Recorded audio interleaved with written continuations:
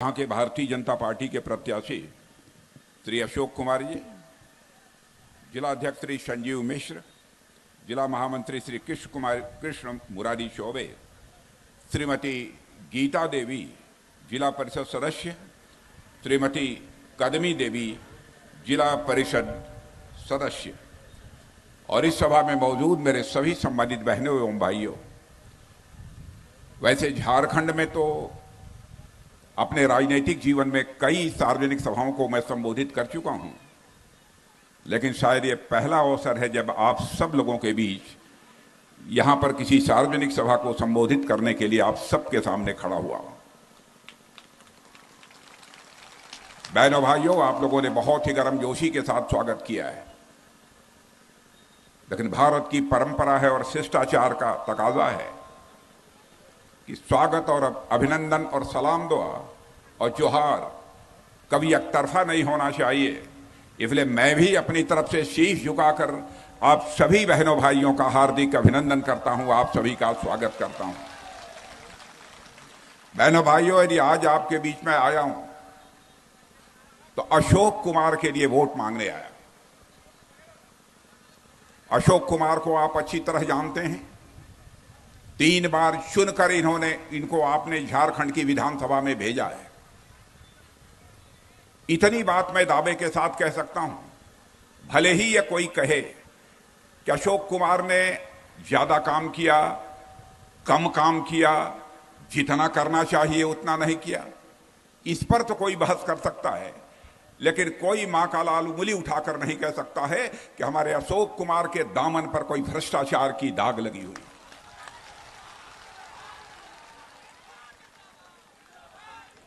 जिस राज्य के मुख्यमंत्री को जेल की हवा खानी पड़ती हो, जिस राज्य के मंत्रियों को जेल की हवा खानी पड़ती हो, जिस राज्य के मंत्रियों के निजी सचिव के पास करोड़ों करोड़ों रुपए मिलते हों, उस राज्य का विधायक यदि बेदाग यदि बना हुआ हो, बहनों भाइयों, तो इससे बड़ी बात और दूसरी क्या हो सकती है। और आज जिस दिन आप सब लोगों के बीच में आया हूं, आज कार्तिक पूर्णिमा है, देव दीपावली है, गुरु नानक जयंती है और धरती आबा भगवान बिरसा मुंडा की 150वीं जयंती भी है। और आपको जानकर खुशी होगी कि श्रद्धेय अटल बिहारी वाजपेयी जी जो हमारे भारत के प्रधानमंत्री हुआ करते थे, झारखंड राज्य भी जब उन्होंने बनाना हुआ तो उन्होंने उसी दिन का चुनाव किया था जिस दिन धरती आबा भगवान बिरसा मुंडा पैदा हुए थे, उसी दिन का चयन किया था। और 15 नवंबर को ही आज के 24 वर्ष पहले झारखंड राज्य की स्थापना हुई थी। आदिवासी समाज के प्रति भी हमारे नेताओं का, हमारी पार्टी का कैसा सम्मान रहा है, यह बताने की जरूरत नहीं है।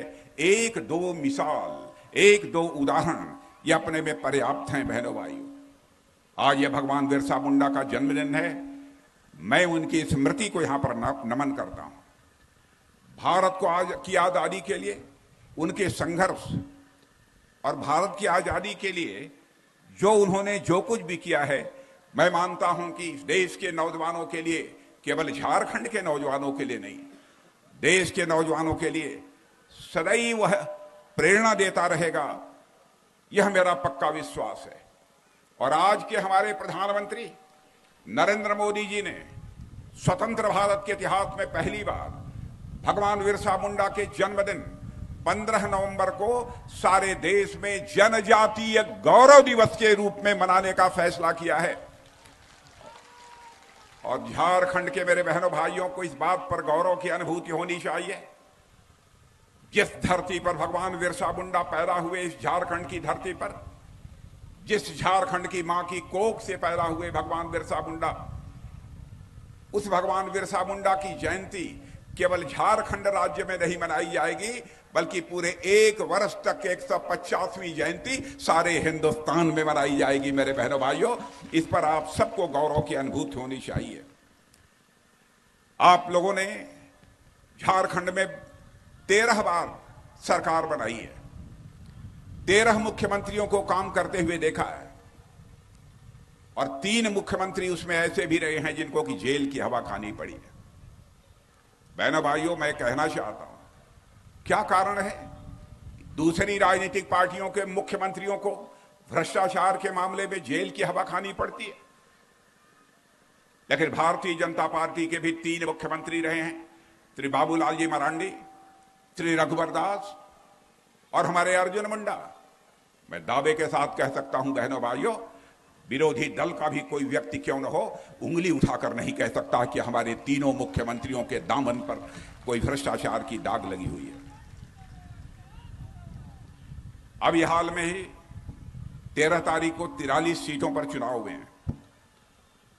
मैं पूछ रहा था, जो चुनाव हो जाते हैं, जो जायजा लेते हैं, ओपिनियन पोल करने वाले होते हैं, चैनल वाले और कुछ अन्य लोग जो बाहर से आते हैं, उनसे मैं पूछ रहा था 43 सीटों पर मतदान झारखंड में हो चुका है, क्या हालात हैं झारखंड के?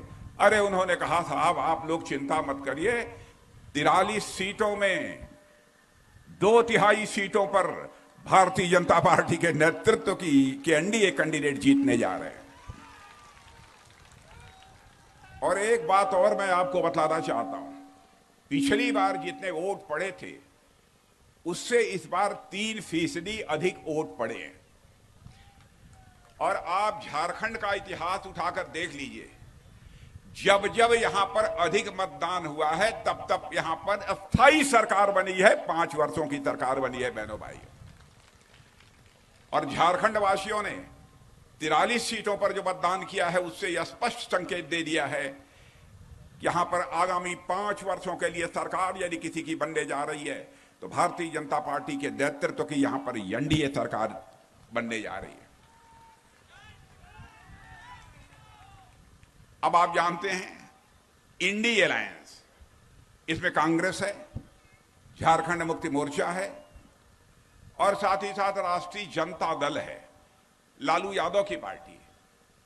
आप देखिए, कांग्रेस हो उस पर भी भ्रष्टाचार के आरोप, आरजेडी हो चारा खाने का आरोप, और झारखंड मुक्ति मोर्चा के बारे में तो कुछ कहना ही नहीं है।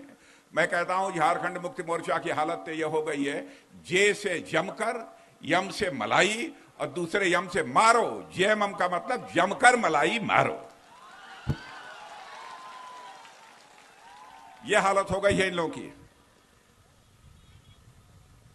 और कांग्रेस का जहां तक प्रश्न है मेरे बहनों भाइयों, कांग्रेस की हालत दिनों दिन पतली होती जा रही है। जिसके गले यह पड़ जाएंगे, जिसके साथ ये गठबंधन कर लेंगे, आप मानकर चलो कि उसका बंटाधार होना ही होना है। जिसके गले लग जाएंगे, यूपी में गले लगे बंटाधार, बिहार में आरजेडी के गले लगे बंटाधार, जम्मू कश्मीर में नेशनल कॉन्फ्रेंस के गले लगे बंटाधार, अब तमिलनाडु में भी जिसके गले लगे हैं बहनों भाइयों, मैं दावे के साथ कहना चाहता हूं अगले चुनाव में तमिलनाडु में डीएमके का भी बंटाधार होकर रहेगा। दुनिया की कोई ताकत नहीं बचा सकती। यह तो हालत है इन लोगों की। और मैं कह सकता हूं कि झारखंड में जेएमएम, कांग्रेस और आरजेडी ने मिलकर जमकर मेरे बहनों भाइयों भ्रष्टाचार किया, जमकर भ्रष्टाचार किया। आप जेल गए, जेल से लौटने के बाद 2 महीने के बाद चुनाव होने थे। जब जेल आप चले गए, जब मुख्यमंत्री बनाने की बात आई तो ठीक है, चंपई सोरेन बन गए, लेकिन आप निकलते ही आप चंपई सोरेन को दूध की मक्खी की तरह निकाल दिया। क्या अपराध था चंपई सोरेन का? 2 महीने मुख्यमंत्री चंपई सोरेन और रह जाते तो कौन सा बादल टूट पड़ता। लेकिन बिना सत्ता के आप नहीं रह सकते थे।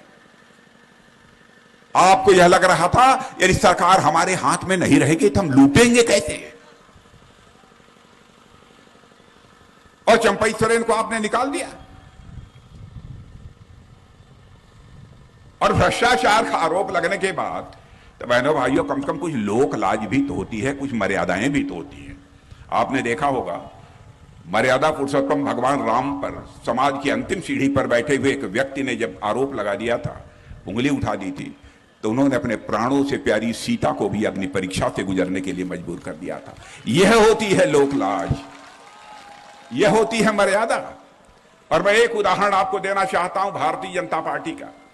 हमारे लाल कृष्ण आडवाणी, आदरणीय लाल कृष्ण आडवाणी का नाम आप लोगों ने सुना होगा, सुना है कि नहीं इसमें इस लोगों ने? मेरे बहनों भाइयों, एक बार एक व्यक्ति ने उनके ऊपर बेबुनियाद निराधार झूठा आरोप लगा दिया। जानते हैं हमारे नेता आडवाणी जी ने कहा क्या? आरोप तो आरोप होता है, मैं अपने पद से त्यागपत्र देता हूं, संसद की सदस्यता से त्यागपत्र देता हूं, और जब तक मैं आरोप मुक्त नहीं हो जाऊंगा तब तक भारत की संसद की सदस्यता स्वीकार नहीं करूंगा। यह होता है चरित्र। कहां चला गया यह चरित्र? कहां चला गया यह आदर्श? इसीलिए मैं कहता हूं कि राजनीति बिना लोक लाज और मर्यादाओं के नहीं चल सकती है। मेरे बहनों भाई, फैसला आपके हाथ में है। मुझे आश्चर्य हुआ यह सुनकर, जब मृत्यु प्रमाण पत्र दिया जाता है उसमें भी पैसा लिया जाता है। मैं आपसे पूछना चाहता हूं, यह सच्चाई है कि नहीं? हमसे किसी ने बतलाया था, मृत्यु प्रमाण पत्र दिया जाता है उसमें भी पैसा लिया जाता है। यह सही है? क्या हालत हो गई है? अब हमारे प्रधानमंत्री मोदी जी ने हर घर नल और नल से जल पहुंचाने का जो अभियान चलाया, मुझे बतलाया गया कि झारखंड में नल की जो टोटी होती है, टोटी का भी पैसा लेना शुरू कर दिया। अरे भ्रष्टाचार की भी कोई इम्तिहान होती है। बहनों भाइयों, फैसला आपके हाथ में है। झारखंड मुक्ति मोर्चा, आरजेडी और कांग्रेस की सरकार ने जिस समय चुनाव हो रहा था, आपसे वादा किया था कि हम आपको बेरोजगारी भत्ता देंगे। मैं आपसे पूछना चाहता हूं, बेरोजगारी भत्ता आप लोगों को मिला है कि नहीं मिला है? यहां जितने लोग खड़े हैं, क्या ऐसी राजनीतिक पार्टी पर कभी भरोसा किया जा सकता है, विश्वास किया जा सकता है?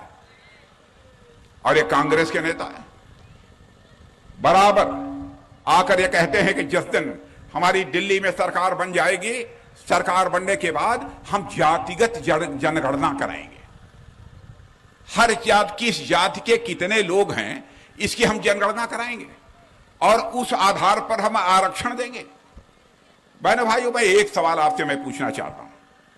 मैं राहुल जी से ही यह पूछना चाहता हूं, राहुल जी बताइए कि भारत में कितनी जातियां हैं? कोई बता दे हमको कि भारत में कितनी जातियां हैं। वो नहीं बतला सकते, लेकिन जातिगत जनगणना कराकर आरक्षण देने की बात कहकर, यह लालच देकर भोली भाली जनता का वोट हासिल करना चाहते हैं केवल सरकार बनाने के लिए। राहुल जी, मैं कहना चाहता हूं, राजनीति केवल सरकार बनाने के लिए नहीं की जानी चाहिए, राजनीति की जानी चाहिए तो देश बनाने के लिए राजनीति की जानी चाहिए। राहुल जी, मैं जातिगत जनगणना के बारे में आपको मैं बताना चाहता हूं। 2011 में एक सामाजिक आर्थिक जाति जनगणना हुई थी, अंग्रेजी में उसे सोशियो इकोनॉमिक कास्ट सेंसस बोलते हैं। उस समय हुआ था, उसमें सब मिला जुला कर जैसा मुझे बताया गया 46 लाख जातियां, उपजातियां और गोत्र ऐसवादी थे। फिर उसके बाद एक बार समाज कल्याण मंत्रालय ने भी जनगणना कराई थी, तो उसमें अनुसूचित जातियां लगभग 1208 थी, मैंने लगभग 1200 से अधिक, और जनजाति की कुल जातियां 763 थी, और ओबीसी की लगभग 2500 के आसपास जातियां थी। इतनी सारी जातियां थी। मेरे बहनों भाइयों, मैं पूछना चाहता हूं कि आप यह बतलाओ, इन सारी जो है हजारों लाखों जातियों, उपजातियों को किसको कितना कितना आरक्षण दोगे, यह बताओगे कि नहीं बताओगे? केवल हमारी सरकार बन जाएगी हम उनको आरक्षण देंगे? इसकी कोई रूपरेखा लेकर कांग्रेस पार्टी को आना चाहिए इस देश के सामने, और देश की जनता के बीच इसकी बहस होनी चाहिए कि आपकी यदि सरकार बनती है तो हमारे इन अनुसूचित वर्ग के, हमारे आदिवासी भाइयों के, हमारे पिछड़े वर्ग के भाइयों को आप आरक्षण का लाभ कैसे देंगे? मैं यह बात इसलिए कह रहा हूं कि बहनों भाइयों, बराबर आपकी आंखों में धूल झोंककर इन्होंने आपका समर्थन हासिल करने की कोशिश की है। इससे आप सबको सजग रहने की जरूरत है। इसलिए मैं बार बार दोहराता हूं, कोई ना कोई इसकी रूपरेखा लेकर आप आइए और देशवासियों को यह बतलाइए कि आप कैसे उनको आरक्षण देंगे। इनके पास कोई उसकी रूपरेखा नहीं है, कोई भी इसका प्रारूप उनके पास नहीं है। इसलिए मैं कहना चाहता हूं कि आप किसी के बहकावे में न आए। हवा के रुख का जहां तक सवाल है, आप सब लोगों को इस बात की जानकारी है कि हेमंत सोरेन के जो प्रस्तावक थे मंडल मुर्मू, पहले तो उनको लगता था कि हम मुख्यमंत्री के प्रस्तावक बन जाएंगे तो हमारा भी कुछ जरा मामला ठीक ठाक रहेगा। प्रस्तावक बन गए। बाद में उन्होंने देखा कि हवा का रुख तो भारतीय जनता पार्टी और एनडीए की तरफ है, तो उन्होंने अपना नाम वापस ले लिया। मंडल मुर्मू ने, मेरे बहनों भाई, वापस ले लिया। और डूबती हुई नाव पर कोई नहीं बैठना चाहता है मेरे बहनों भाइयों, कोई नहीं बैठना चाहता। इसलिए वहां से वह जो है वहां भाग खड़े हुए। यही हालत है। आइए निशिकांत जी, आइए। इसीलिए आज मैं आप लोगों से यही कहने आया हूं मेरे बहनों भाइयों कि फैसला आप सबको करना है। और हमारे अशोक जी कैसे उम्मीदवार हैं इसके बारे में मैंने आपको पहले ही बतला दिया है। इसलिए आपका भरपूर समर्थन है, मिलना चाहिए, मुझे पक्का विश्वास है। अब हमारे निशिकांत जी भी मंच पर आ गए। मैं निशिकांत दुबे के बारे में भी आपको बता दूं, क्या है कमाल झारखंड की धरती में। बहनों भाइयों, जिस समय हमारे देवघर के सांसद निशिकांत दुबे संसद में बोलने के लिए खड़े होते हैं, सारा संसद कान लगाकर सुनता है कि झारखंड के सांसद निशिकांत दुबे बोल क्या रहे हैं।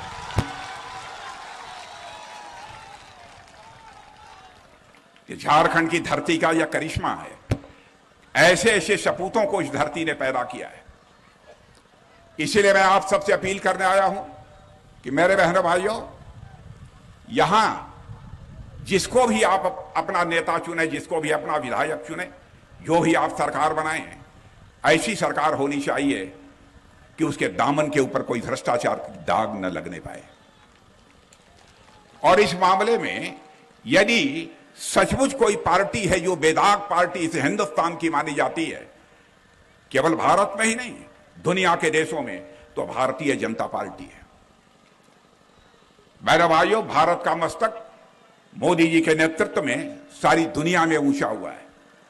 पहले दुनिया के मंचों पर भारत कुछ बोलता था तो भारत की बातों को जितनी गंभीरता पूर्वक लिया जाना चाहिए नहीं लिया जाता था, लेकिन आज अंतर्राष्ट्रीय मंचों पर भारत कुछ बोलता है तो दुनिया कान खोलकर सुनती है भारत बोल क्या रहा है। यह भारत की हैसियत सारी दुनिया में बनी है।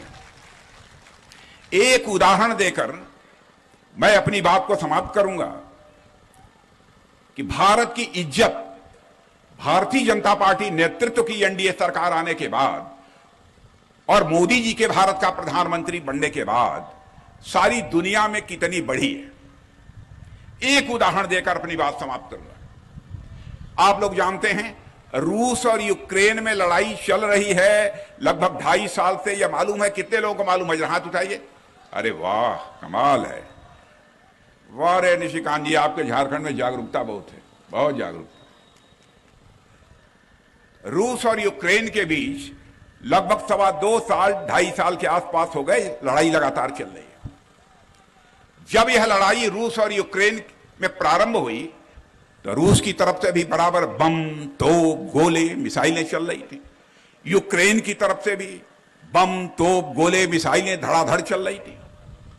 हमारे भारत के रहने वाले लगभग 30,000 ऐसे बच्चे थे जो वहां पर यूक्रेन में पढ़ने के लिए गए थे। कोई इंजीनियरिंग की पढ़ाई करने गया था, कोई मेडिकल की पढ़ाई करने गया था, पढ़ाई करने गए थे। उनके माता पिता जो भारत में रहते थे उन्हें इस बात की चिंता हुई कि कहीं ये मिसाइल, बम, तोप, गोले हमारे बच्चे जहां रहते हैं उनके ऊपर न गिर पड़े। हाहाकार मच गया। तो यहां रहने वाले उन बच्चों के माता पिता प्रधानमंत्री के पास पहुंचे और उन्होंने कहा, मोदी जी चाहे जैसे भी हो, आप हमारे बच्चों को यूक्रेन से निकाल कर ले आइए। उनकी पढ़ाई हो या न हो हमको कोई चिंता नहीं है, हमें चिंता है तो अपने बच्चों की जिंदगी की चिंता है। उनके मां बाप ने यह कहा। बहनों भाइयों, आपको आश्चर्य होगा दुनिया का कोई राष्ट्रपति प्रधानमंत्री जो काम नहीं कर पाया उसको हमारे प्रधानमंत्री मोदी जी ने करके दिखा दिया। और कैसे दिखाया? उन्होंने टेलीफोन रूस के राष्ट्रपति मिस्टर पुतिन को मिलाया, यूक्रेन के राष्ट्रपति मिस्टर जेलेंस्की को मिलाया, और आपको जानकर खुशी होगी आपके प्रधानमंत्री मोदी जी के कहने पर 4.5 घंटे के लिए युद्ध रुक गया और 23,000 हमारे भारत के बच्चे यूक्रेन से चलकर भारत आ गए। यह है भारत की ताकत। तो आप केंद्र को भी मजबूत बनाना चाहते हैं, प्रधानमंत्री को भी मजबूत बनाना चाहते हैं, झारखंड का विकास चाहते हैं, आप चाहते हैं कि बिल्कुल रॉकेट की तरह जो है झारखंड जो है ऊंचाई पर पहुंचे विकास के मामलों में, तो बहनों भाइयों एक ही पार्टी है, वह भारतीय जनता पार्टी है, अन्य कोई दूसरी राजनीतिक पार्टी नहीं है। इसलिए मैं आप सभी लोगों से अपील कर रहा हूं कि आप अशोक जी को भारी मतों से विजय दिलाकर इस बार झारखंड की विधानसभा में भेजिए। और आप लोगों ने जीत के 3 रन तो इनको बना दिए हैं, इस बार ऐसा मारिए कि चौका मार दीजिए।